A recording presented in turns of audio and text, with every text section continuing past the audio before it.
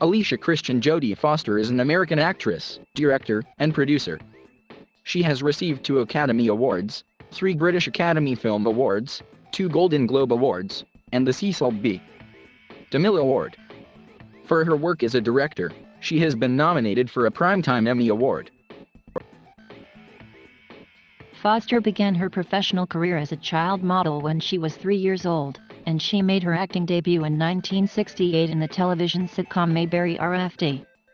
In the late 1960s and early 1970s, she worked in several television series and made her film debut with Disney's Napoleon and Samantha.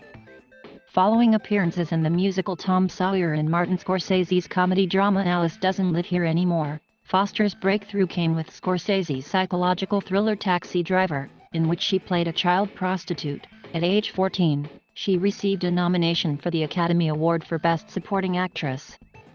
Her other roles as a teenager include the musical Bugsy Malone and the thriller The Little Girl Who Lives Down the Lane, and she became a popular teen idol by starring in Disney's Freaky Friday and Candle Shoe, as well as Carney and Foxes.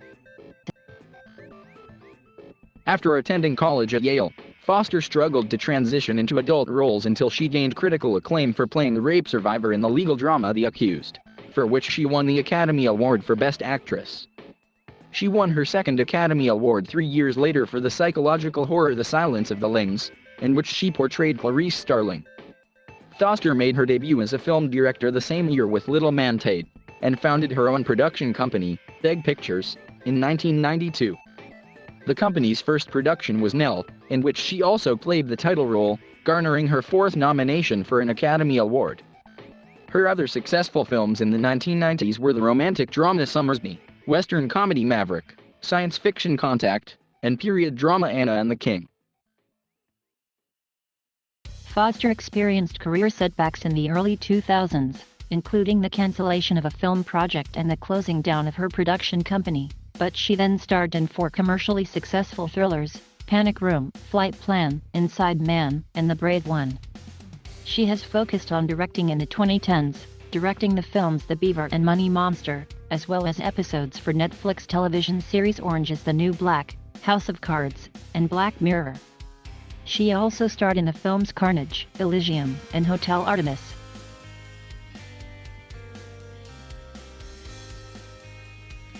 Alicia Christian Foster was born on November 19, 1962, in Los Angeles, California, the youngest child of Evelyn Ella and Lucius Fisher Foster III.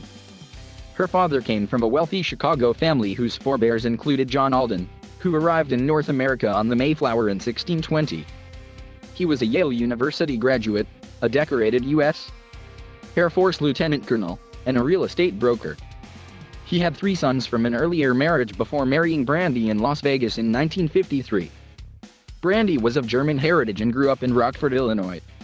Foster also has Irish roots, with ancestry that can be traced back to County Cork. Before her birth, Brandy and Lucius had 3 other children, daughters Lucinda Cindy Foster and Constance Connie Foster, and son Lucius Fisher Buddy Foster IV. Their marriage ended before Foster was born, and she never established a relationship with her father. Following the divorce, Brandy raised the children with her partner in Los Angeles. She worked as a publicist for film producer Arthur P. Jacobs, until focusing on managing the acting careers of Buddy and Jodie. Although Foster was officially named Alicia, her siblings began calling her Jodie, and the name stuck. Foster was a gifted child who learned to read at the age of 3. She attended a French-language prep school, the Lycée Français de Los Angeles. Her fluency in French has enabled her to act in French films, and she also dubs herself in French-language versions of most of her English-language films. She also understands Italian, although she does not speak it, as well as some German and Spanish. At her graduation in 1980, she delivered the valedictory address for the school's French division. Already a successful actor, Foster attended Yale University in New Haven, Connecticut. She majored in literature, writing her thesis on Toni Morrison under the guidance of Henry Louis Gates, Jr., and graduated magna cum laude in 1985. She returned to Yale in 1993 to address the graduating class, and was awarded an honorary Doctor of Fine Arts degree in 1997.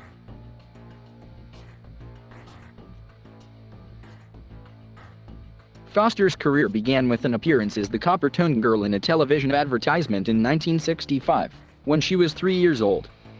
Her mother had intended only for Jodie's older brother Buddy to audition, but had taken Jodie with them to the casting call, where she was noticed by the casting agents.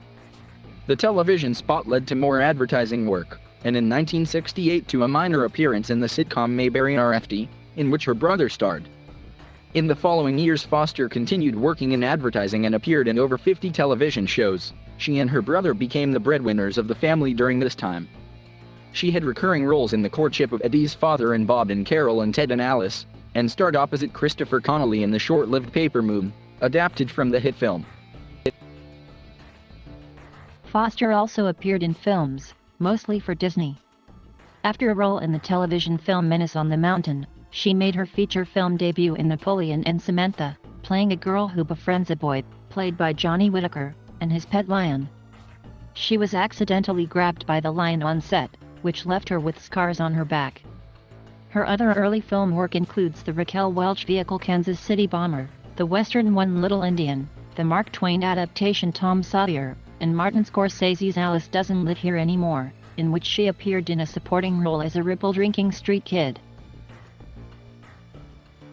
Foster said she loved acting as a child, and values her early work for the experience it gave her. Some people get quick breaks and declare, "I'll never do commercials. That's so lowbrow." I want to tell them, well, I'm real glad you've got a pretty face, because I worked for 20 years doing that stuff and I feel it's really invaluable. It really taught me a lot. Foster's mother was concerned that her daughter's career would end by the time she grew out of playing children, and decided that to ensure continued work and gain greater recognition, Foster should also begin acting in films for adult audiences. After the minor supporting role in Alice, Scorsese cast her in the role of a child prostitute in Taxi Driver. The Los Angeles Welfare Board initially opposed 12-year-old Foster's appearing in the film due to its violent content, but relented after Governor Pat Brown intervened and a UCLA psychiatrist assessed her. A social worker was required to accompany her on set, and her older sister Connie acted as her stand-in in sexually suggestive scenes. Foster later commented on the controversy, saying that she hated the idea that everybody thinks if a kid's going to be an actress it means that she has to play Shirley Temple or someone's little sister. During the filming, Foster developed a bond with co-star Robert De Niro, who saw serious potential in her and dedicated time rehearsing scenes with her. She described Taxi Driver as a life-changing experience and stated that it was the first time anyone asked me to create a character that wasn't myself. It was the first time I realized that acting wasn't this hobby you just sort of did, but that there was actually some craft. Taxi Driver won the Palme d'Or at the Cannes Film Festival. Foster also impressed journalists when she acted as French interpreter at the press conference. Taxi Driver was a critical and commercial success, and earned her a Supporting Actress Academy Award nomination, as well as 2 BAFTAs, a David D. Donatello and a National Society of Film Critics Award. The film is considered one of the best in history by the American Film Institute in Sight and Sound, and has been preserved in the National Film Registry. Foster also acted in another film nominated for the Palme d'Or in 1976, Bugsy Malone. The British musical parodied films about Prohibition-era gangsters by having all roles played by children. Foster appeared in a major supporting role as a star of a speakeasy show. Director Alan Parker was impressed by her, saying that she takes such an intelligent interest in the way the film is being made that if I had been run over by a bus I think she was probably the only person on the set able to take over as director.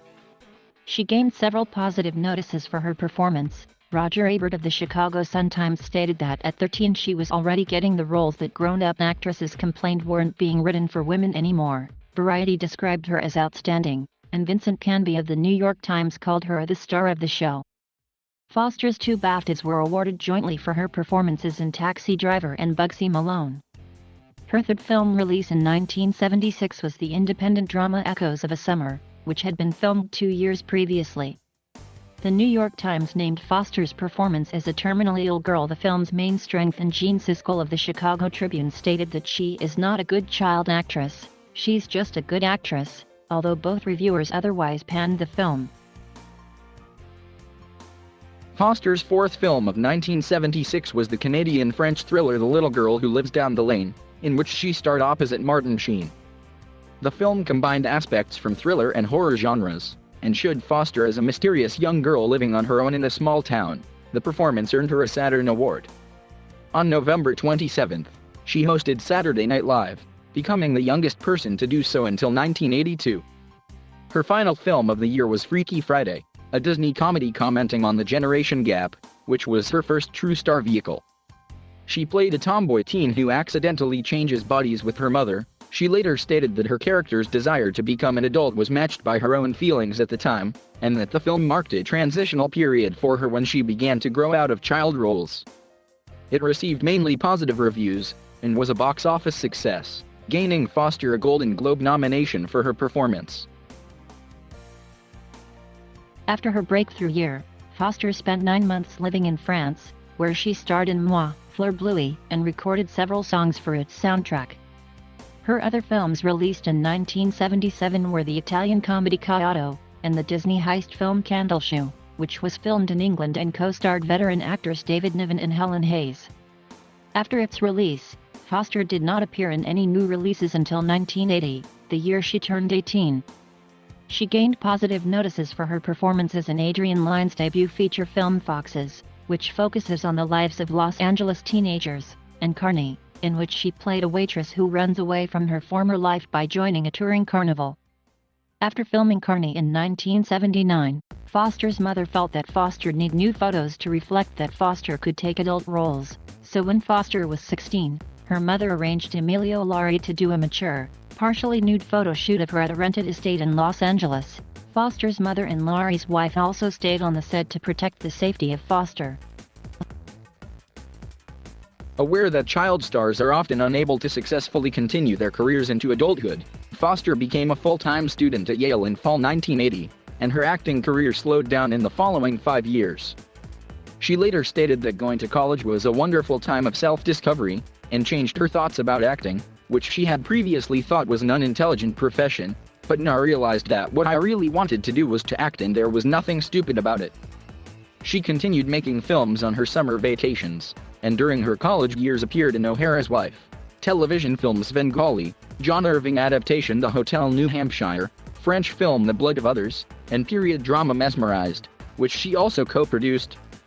None of them were however successful, and Foster struggled to find work after graduating in 1985. The neo-noir Siesta, in which she appeared in a supporting role, was a failure. Five Corners was a moderate critical success and earned Foster an Independent Spirit Award for her performance as a woman whose sexual assaulter returns to stalk her. In 1988, Foster made her debut as a director with the episode Do Not Open This Box for the horror anthology series Tales from the Dark Side, and in August appeared in the romantic drama Stealing Home opposite Mark Harmon.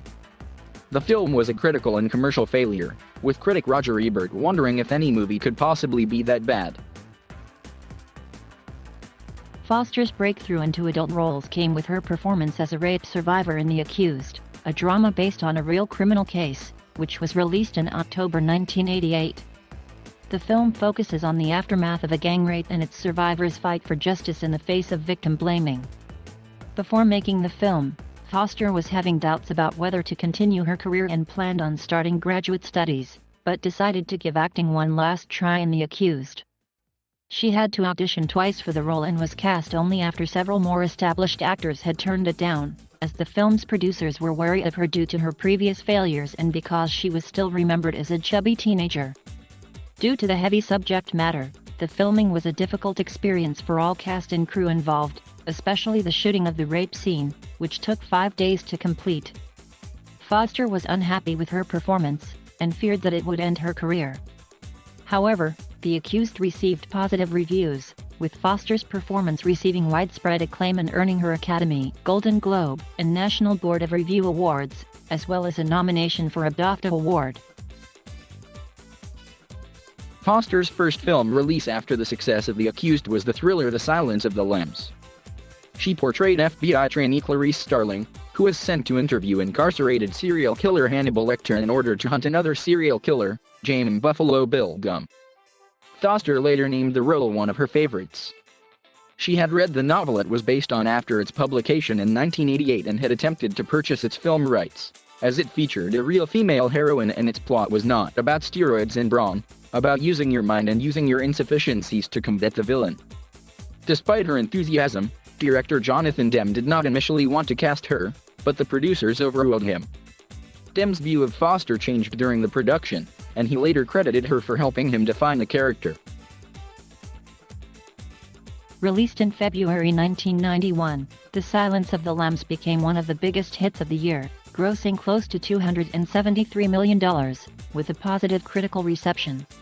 Foster received largely positive reviews and won Academy, Golden Globe, and BAFTA awards for her portrayal of Starling. Silence won 5 Academy Awards overall, becoming one of the few films to win in all main categories. In contrast, some reviewers criticized the film as misogynist for its focus on brutal murders of women, and homophobic due to its portrayal of Buffalo Bill as bisexual and transgender. Much of the criticism was directed towards Foster, whom the critics alleged was herself a lesbian. Despite the controversy, the film is considered a modern classic. Starling and Lecter are included on the American Film Institute's top 10 of the greatest film heroes and villains, and the film is preserved in the National Film Registry. Later in 1991, Foster also starred in the unsuccessful low-budget thriller Catch Fire, which had been filmed before Silence, but was released after it in an attempt to profit from its success. In October 1991, Foster released her first feature film as a director, Little Man Tate, a drama about a child prodigy who struggles to come to terms with being different. The main role was played by previously unknown actor Adam Hanbird, and Foster co-starred as his working-class single mother. She had found the script from the Slush pilot Orion Pictures, and explained that for her debut film she wanted a piece that was not autobiographical, but that had to do with the 10 philosophies I've accumulated in the past 25 years. Every single one of them, if they weren't in the script from the beginning, they're there now. Although she was publicly lauded for her choice to become a director, many reviewers felt that the film itself did not live up to the high expectations, and regarded it as less adventurous than many films in which it starred. Regardless, it was a moderate box office success. Foster's final film appearance of the year came in a small role as a prostitute in Shadows and Fog, directed by Woody Allen, with whom she had wanted to collaborate since the 1970s. The following year, Foster founded her own production company, Egg Pictures, a subsidiary of Polygram Filmed Entertainment. She was to produce up to 6 films, each with the budget of $10 to $25 million, in the following 3 years. Her next films were a romantic period film and a comedy, and according to film scholar Karen Hollinger, featured her in more conventionally feminine roles. She starred opposite Richard Gere in Summersby, portraying a woman who begins to suspect that her husband who returns home from the Civil War is in fact an imposter. She then replaced Meg Ryan in the Western comedy Maverick, playing a con artist opposite Mel Gibson and James Garner. Both films were box office hits, earning over $140 and $183 million respectively. Foster's first project for Egg Pictures, Now, was released in December 1994. In addition to acting as its producer, she starred in the title role as a woman who grew up isolated in the Appalachian Mountains and speaks her own invented language. It was based on Mark Handley's play Idiaglossia, which interested Foster for its theme of otherness, and because she loved this idea of a woman who defies categorization, a creature who is labeled and categorized by people based on their own problems and their own prejudices and what they bring to the table. It was a major commercial success, grossing over $106 million worldwide on a $31 million budget. Although the film received mixed reviews, Foster's performance was widely acclaimed. She won a Screen Actors Guild Award and was nominated for an Academy Award and a Golden Globe. The second film that Foster directed was Home for the Holidays, released in 1995. It starred Holly Hunter and Robert Downey Jr. and was described as a black comedy set around a nightmarish Thanksgiving. Released in November 1995, it received mixed critical response and was a commercial failure. The following year, Foster received 2 honorary awards, the Crystal Award, awarded annually for women in the entertainment industry, and the Berlinale Camera at the 46th Berlin International Film Festival. After Nell in 1994, Foster did not act in any new projects until 1997, aside from voicing characters in episodes of Frasier in 1996 and The X-Files in early 1997. She was in talks to star in David Fincher's thriller The Game, but its production company, Polygram, dropped her from the project after disagreements over her role.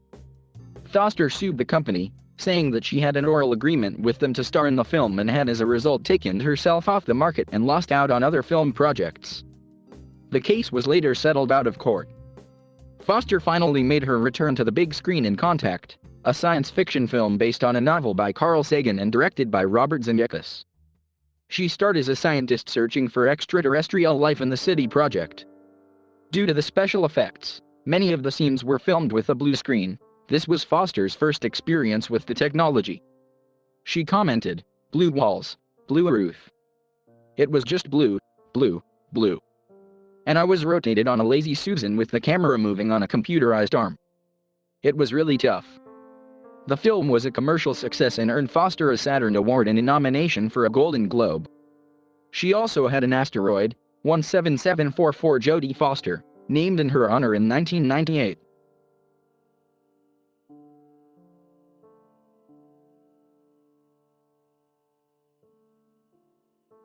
Thank you for watching. Please subscribe.